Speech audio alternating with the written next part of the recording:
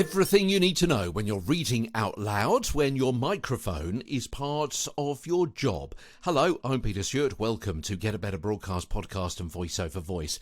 Today, the voiceover studio workflow. The more you know, the more confident you'll be, the better you'll sound.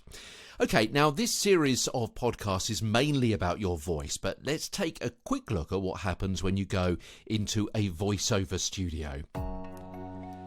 Well, first of all, you'll read the brief and the script. You'll assist the studio engineer in setting the mic position and levels, the level of your headphones and talkback, and the position of any script stand. Yeah, you're not just going to sit there like a dummy, are you? You're going to take part in that, how comfortable you are, the height of your chair, the microphone position, and so on and so forth and such like.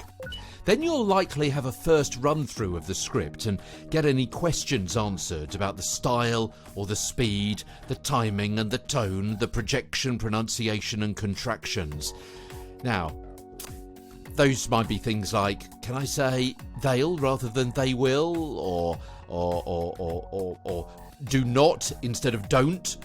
Which would you prefer? Do I have to stick exactly to this script when you say that you want it read in a conversational style? So you'll work out together who you're talking to in the script, so your target listener, how old they are, where they're listening, what your role is, the name of the product, the brand and the service and so on, and also the overall message and any key words or phrases that'll help communicate that message.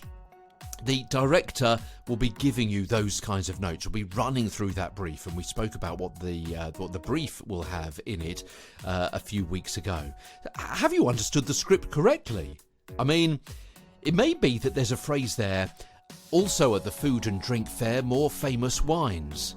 So, is that additional wines that are also famous, more famous wines, or wines that are much more well known, more famous wines? Yeah? Do you see how sometimes it could be open to interpretation? The mood and the tone of the script, and also how your voice personality can convey it as well. Also, in a commercial read, your director should be able to tell you exactly who the script is aimed at and the part you're playing. This is vital information which will help you choose an emotional state for the read and an appropriate style and tone. For example, advertising a car, the copy and the placement of the production, the script and where the commercial will be seen or alongside which TV programme may be directed at the general consumer or parents. I mean, perhaps the copy highlights safety features and accessibility, or maybe corporate users, mentioning the miles per gallon or the comfort, or maybe it's targeted at the petrol heads, with technical specifications being highlighted. And you can hopefully see that each of these scripts would place the production in a different place. And also think of, what part are you playing? Are you the caring mum? Are you the reassuring expert? Or maybe the boffin? Are you an educator or a neighbour? What kind of neighbour? The annoying one from 2 doors down who everyone avoids? The one that's always organising cake sales and car shares? Or the one next door who you share babysitting with?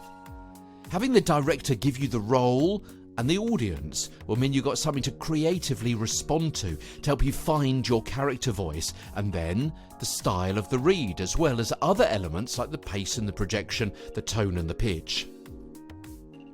Also, at this point, you can mark up your script with any changes, including where to breathe, especially where you may need to pause and take a slightly larger breath, which potentially will be edited out later, so you can get to the end of a long sentence. And then you can go for a take, sometimes called a first pass take, and get more notes.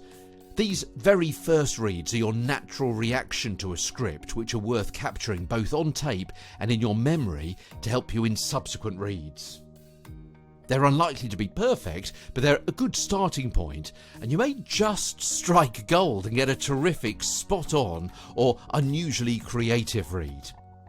And then more takes, minor adjustments, possible feedback regarding doing one phrase like you did in take 3 and another like you did in take 8, and so on, as well as doing it all completely differently just because we've got a bit more time, so we might as well get our money's worth.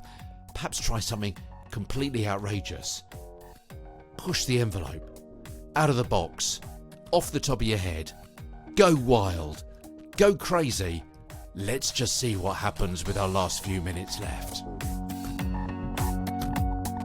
So there you go. There are all sorts of things that are going to be happening and the likely order in which they happen when you are in the voiceover studio.